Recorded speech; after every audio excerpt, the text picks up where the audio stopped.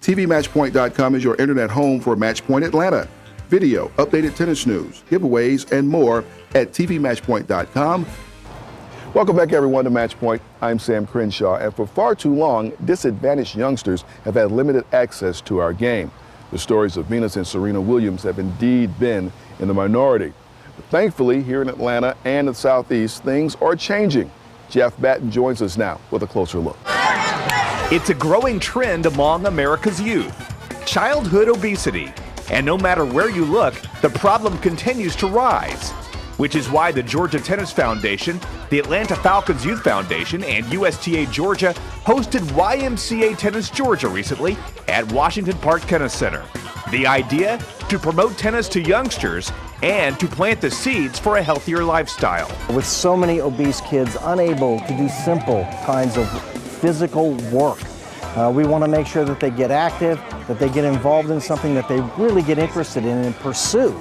And maybe tennis will be that mechanism, that magic that'll make them want to become active and stay active for the rest of their life. Well, it's great to see the summer start off with 130, 150 kids out playing tennis. A lot of these kids are pretty good. A lot of these kids have never had a racket in their hands before, so it's very exciting. The idea behind it? To try to get kids hooked on playing a positive sport like tennis, which they can then use as a foundation for the rest of their lives. Tennis has a unique impression on youth that we just really can't quantify or qualify until we see the child grow up.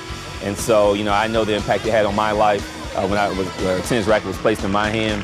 And so, it's an awesome event to see young people at the age of 3, 4, or 5 begin playing tennis. This public-private partnership with the Y, with all of the sponsors, with the Tennis Association, it is a wonderful opportunity for our young people to get engaged in a sport that is fabulous and is one that doesn't take a lot of equipment, doesn't take a lot of time. It is a perfect sport for our young people to be engaged in. Starting off early and having positive role models are the keys to success.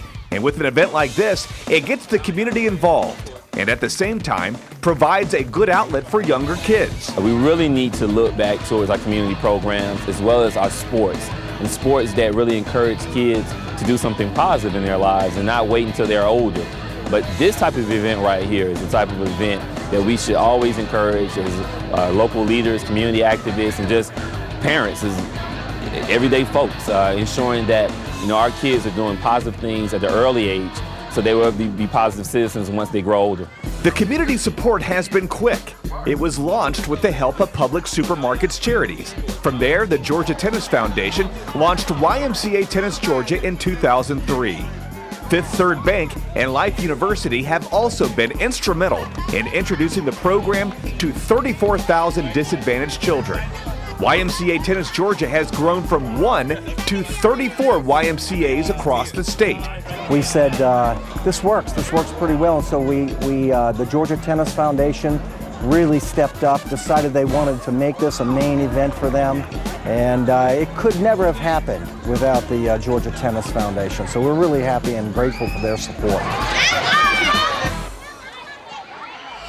Thank you, Jeff. Bill, and I know that we can get some good stuff from you on this. What has the USTA done to get this thing involved at the grassroots level and get players that didn't know anything about tennis to play the game?